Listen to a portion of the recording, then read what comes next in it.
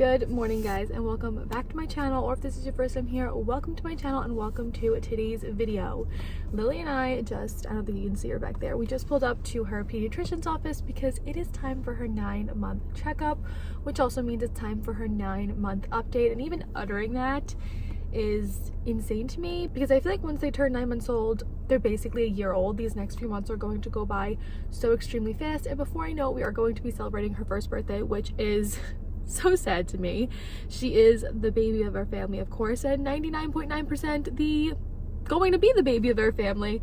And so it is so sad to know that these baby months, this first year of her life, is flying by in front of my eyes. But I wanted to, of course, today bring her to her 9-month checkup and film for you guys her 9-month update because we have not been back to the pediatrician since I believe her 7-month appointment.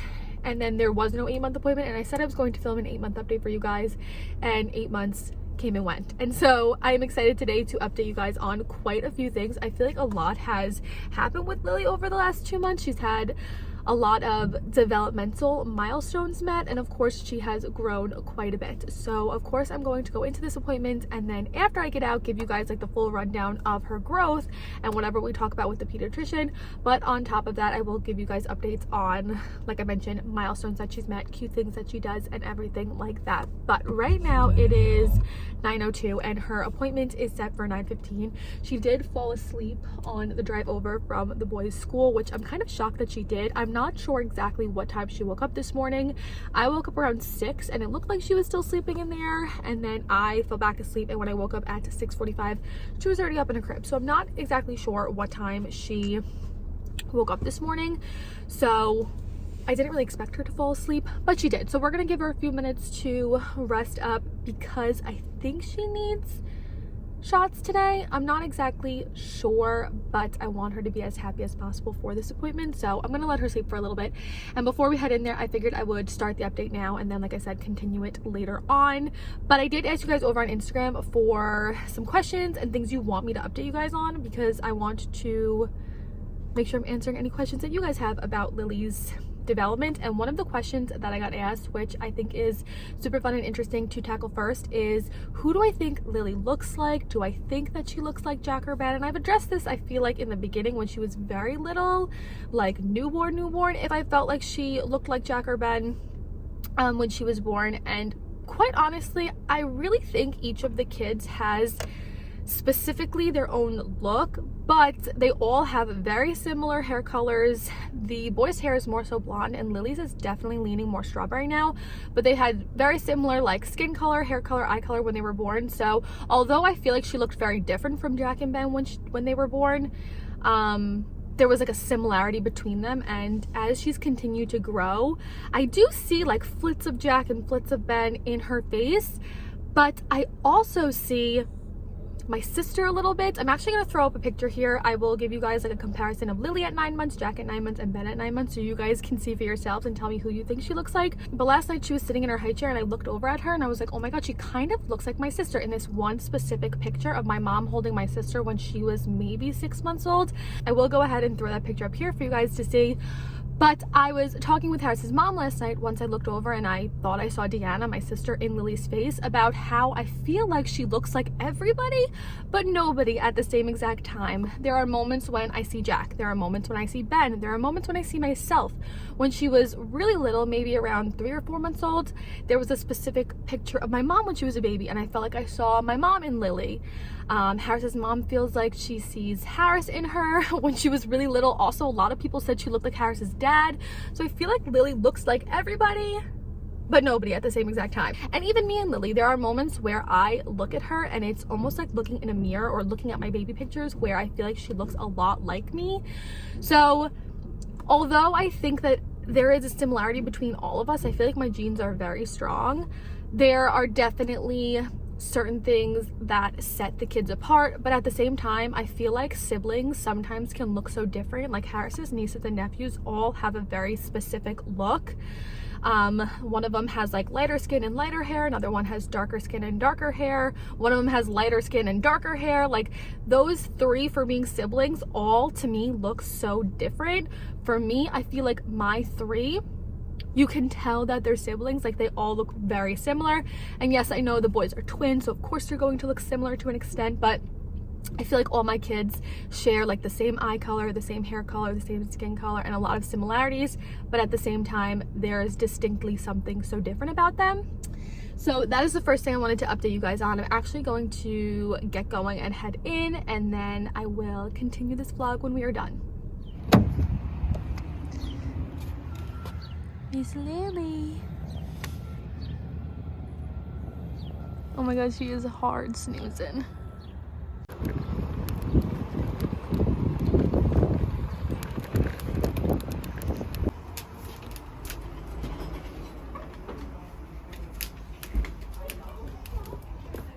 Lily, what are you doing?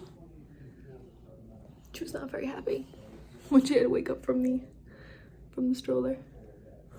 You okay now? What are you doing? Look how cute you are.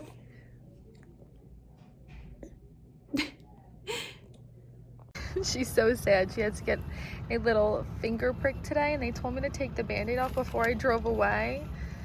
I don't know. Are you gonna let mommy take it off? I know, sissy. Okay, got it. Time to head home, and I think I'm gonna try and give her a nap, and then some point today sit down and give you guys the full rundown.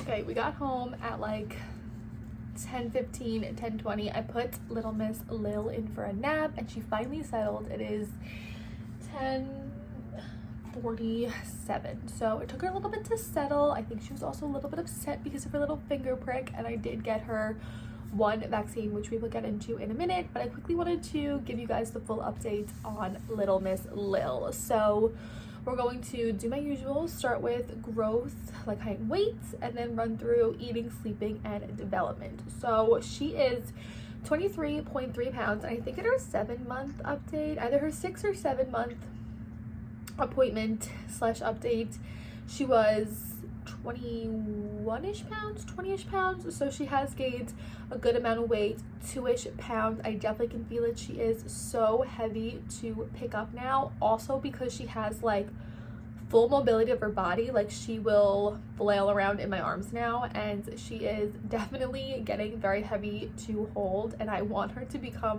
mobile so that I can relieve a little bit of that weight on my shoulders and back carrying her. But her growth curve and everything, she is growing perfectly on her own growth curve. I think that the doctor said she was in the 97th percentile for her weight, so fairly big, I think. I always get confused about percentiles, but I think 23 pounds is big for 9 months old.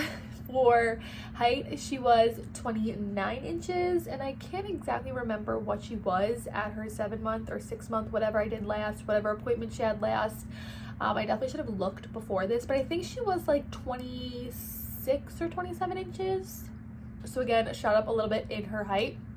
I can definitely tell that she's grown quite a bit. Once she hit around the 8-month mark, her clothes that were in 6 to 9 months all started to get very short on her. So I definitely felt like she was going through a like height growth spurt during that time, and they started to get a little bit tighter on her. She is now in 9 to 12, but even that is getting a little bit small on her. I tell Harris's mom not to buy anything less than 12 to 18 months at this point, because I want her to be able to get into the clothes. There are some things that were labeled 6 to 9 months that I did wait until she was 8 months old to put on her, 7, 8 months old, and she wore it all of one time. There are even some things that are 9 to 12 months that I tried to put her in that she has outgrown. So nothing less than 12 to 18 months for Lil. And her head circumference, I think, was like 18 inches, which again was on par with her growth curve. So she is growing wonderfully and beautifully, even though she is a very stubborn eater. I guess we'll go into eating habits first, and then we'll move on to sleep. But I've talked about this in many of my recent videos, our what we eat in a day video, and then the video that I just posted before this, giving you guys a look at like Lily and I's days while the boys are at school. I mentioned how she's a very stubborn eater. She still primarily only wants purees and extremely soft foods, but I think it is because she had such difficulty drinking from a bottle, it honestly took her a full 4 months to become comfortable with drinking from the bottle. And when she hit 4 months old, that's when feeding got a lot easier and more efficient for her. So I think whatever caused her to have difficulty feeding from a bottle in the beginning has kind of worked its way over to her eating her solids, and she has a little bit of a difficult time moving food to the back of her mouth. But I do give her the opportunity to eat like whole foods 1 to 2 times a day. I do give her purees 2 times a day. And then usually with her lunch, I'll give her like eggs, banana, avocado. I've done some berries, some toast with peanut butter on it, pancakes, things like that. I do give her the opportunity to try and eat them, and she'll take all of like 2 or 3 bites, and then I feel like she feels that it's too much work to keep eating that, and then she just wants the puree. So the pediatrician said just to keep offering these whole foods to her and keep giving her the opportunity to practice the chewing and swallowing mechanisms in her mouth, and she will get it in due time. I mentioned in our What I Eat in a Day video how Lily is just such a different baby, and having Lily now goes to show me that every baby is so different. The boys were obviously 2 separate babies, but they were twins, and I feel like they developed on par with one another, especially when it came to eating. We did baby-led weaning with them around like 8 to 9 months, and by 9 months I have a What the Boys Eat in a Day video. They were either 9 or 10 months old in it, and they were eating like full breakfast, lunch, and dinner, pancakes, eggs, fruit, vegetables with their dinner. They were eating full meals, and so that's all I really know. And Lily is definitely a different baby, a different temperament, a different style eater, and she's just not there yet. So the pediatrician said just keep offering her these whole solid foods, give her the opportunity to work her mouth and work her mechanisms, and she will eventually figure out how to eat in due time. She also said I can bump up her feedings to breakfast, lunch, and dinner. Even if I am just offering her purees, just giving her more opportunity to taste things and eat things in a day will help her continue to learn and develop in terms of that. But when she is eating lunch and dinner, she'll suck down like an entire pouch of fruits and vegetables, whichever one I decide to give her, and she does love and doesn't have any like aversions to any of the fruits or flavors that I've given her.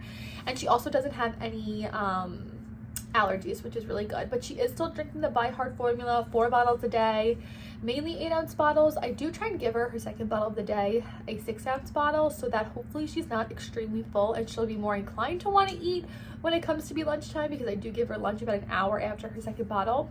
But the pediatrician said if I do bump up how much she's eating, solids or purees, if I do see a decrease in her formula intake, that is totally normal. And she also does love water and can drink from a straw cup. So all in all, it's just who Lily is and her temperament. She's also a very stubborn baby, so if she doesn't want to eat the food that I'm offering her, she will clamp down and close her mouth so hard, and I will not be able to get a spoon in there. I will not be able to get a bite in there, and she is very persistent on that. She knows what she wants, when she wants it, and if she doesn't want to eat, she will not eat. So that is also her temperament, so it's hard to get her to want to try foods and eat foods if she's in the mindset that she just doesn't want to be eating at that point. And she'll keep her mouth clamped and closed for like 30 minutes to an hour after I give up on mealtime. I feel like for the sole fact that she thinks I'm going to sneak some food in there. And so she's just a very stubborn baby. She knows what she wants when she wants it. And I did mention to the pediatrician, when she was 8 months old, she did get both of her bottom teeth in, and she did have the flu. So there was like a solid 3 weeks where it hurt her to eat because she was getting her bottom teeth, and she was also sick. So I feel like we're kind of set back in that over those 3 weeks, she really wasn't eating much of anything. So that kind of set us back, I feel like, in like the exploration and her trying to eat different foods. So over the next month, I'm going to try and be more consistent and persistent with giving her foods to taste and try. I also mentioned this in my What I Eat in a Day video. I feel like it's just classic second child syndrome, that with the boys, because they were my only babies, I had so much like energy to make these extravagant meals for them and cook a dinner for them separate than what Harris and I ate, and carve time out to give them breakfast, lunch, and dinner and try new things and try new foods. And with Lily, I feel like I just don't have enough time in a day for that, with juggling her schedule and the boys' schedule and cooking and cleaning. So I feel like it's just classic second child syndrome, that if I can get her to eat a pouch and that's what she's going to eat, I'm just going to give it to her because it's the easiest thing at that moment in time. So I definitely need to be better about carving out time to give her food and give her meals and get her eating. So that is what I'm going to work on over the next month or so. Moving on to her sleeping habits, she dropped down to 2 naps a day. I feel like when she was around 7 months old, that's when we tried the whole dropping down to 2 naps a day thing, and she definitely had an adjustment period. But now at 9 months old, she is consistently taking 2 naps a day. Her wake windows are about 3 hours, so if she wakes up at around 6:30, her first nap is around 9:30. I would say her first nap is usually between like 9 and 10, and her second nap is usually between 1 and 2, and those naps go anywhere from an hour to 2 hours depending on how active she is during her wake window, how much she slept the night before. But I consistently can get her to take 2 naps a day for at least an hour a day, and then her longest wake window is in between her second nap and bedtime. She'll be up for about 3.5-ish hours then. She typically goes to bed anywhere between 6:30 and 7, and then she's up anywhere between 6 and 7 a.m., which is pretty comparable to what the boys were doing at this age, and I'm totally happy with it. I feel like I'm just used to waking up between 6 and 7 a.m. because the boys have been waking up between 6 and 7 a.m. for the last 5 years of their life, so I really can't complain. There are some days where she does wake up earlier than 6 a.m. if her wake window before bed was a little bit messy, or when she was teething, or when she was sick. And I do leave her in there normally until around 6:45. If she doesn't fall back asleep by 6:45, say she wakes up at like 5:50, I give her until 6:45 to try and fall back asleep.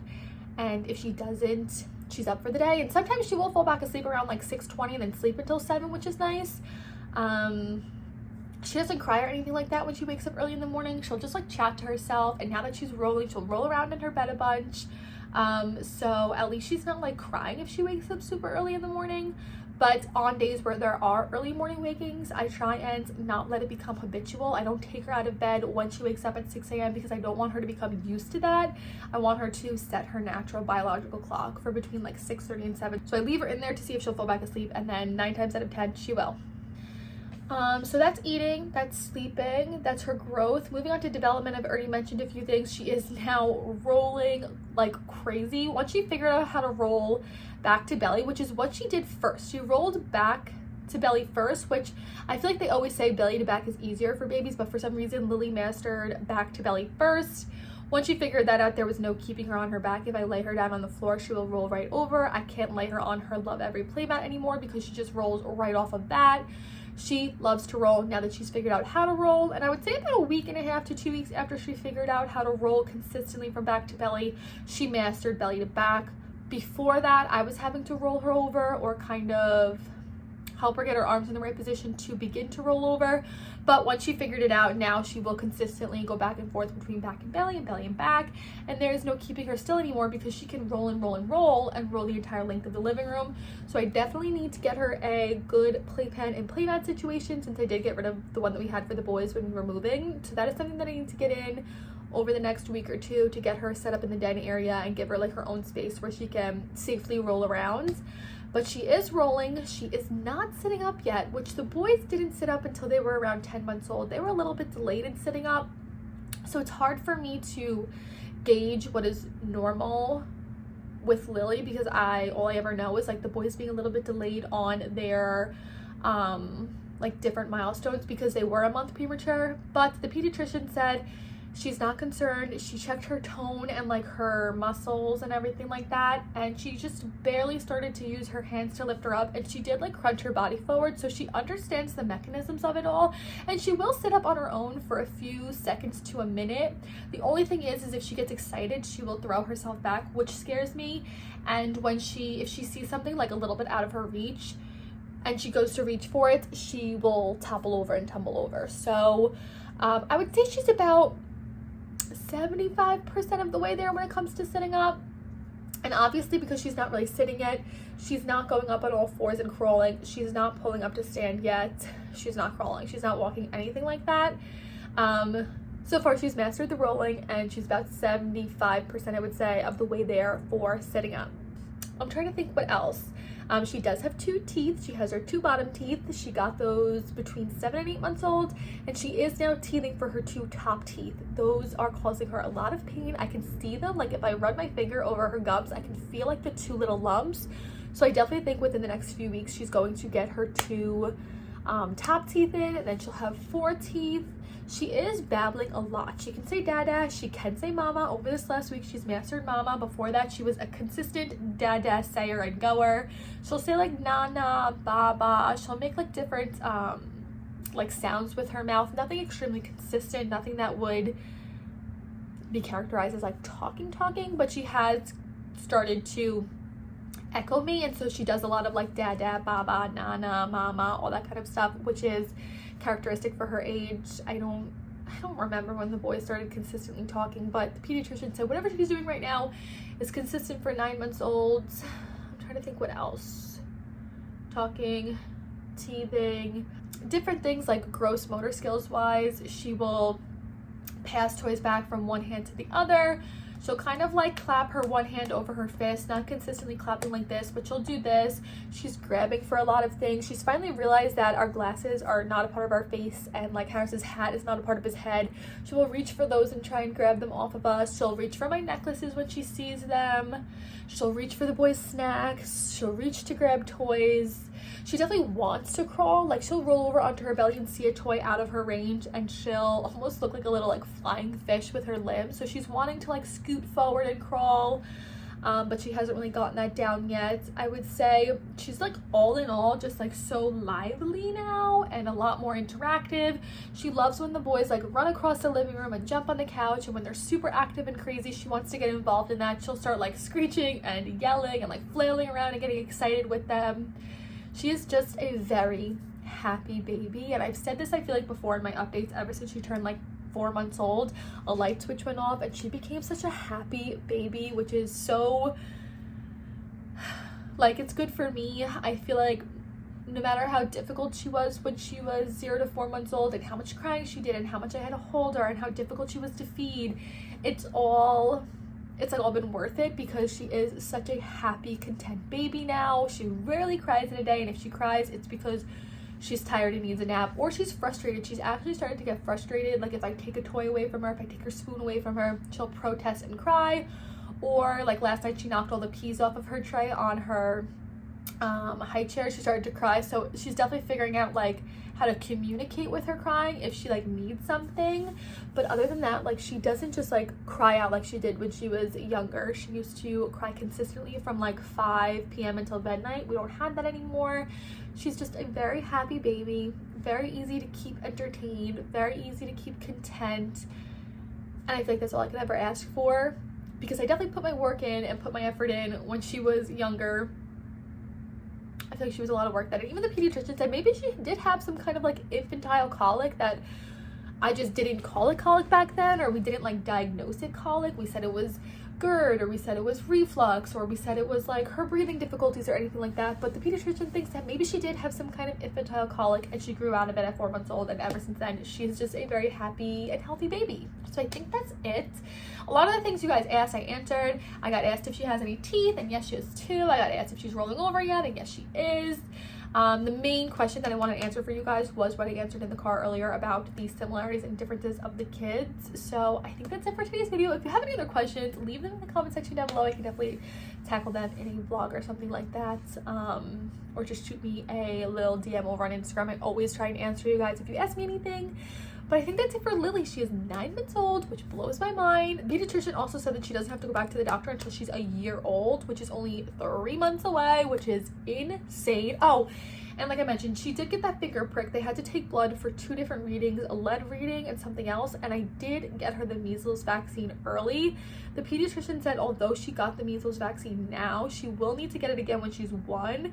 But I gave it to her early because of the measles outbreak in Texas, and we are flying again down to Florida in just a few short weeks for my sister's baby shower. And so all it takes is 1 person on the plane to have measles, and Lily is at risk for getting it. So I wanted to give her that early, and it was an option that my pediatrician gave me. So she did get the measles vaccine today, which I think is why she's a little bit cranky now, but hopefully she'll take a good nap. And the pediatrician said that they can get a fever like 3 to 5 days after they get this one, so I definitely have to keep my eye on that for her. But she did go ahead and get that. And now I think that's it for today's video. I hope you guys enjoyed. If you did, don't forget to give it a big thumbs up. And with that being said, I'll see you guys in my next one. Bye guys.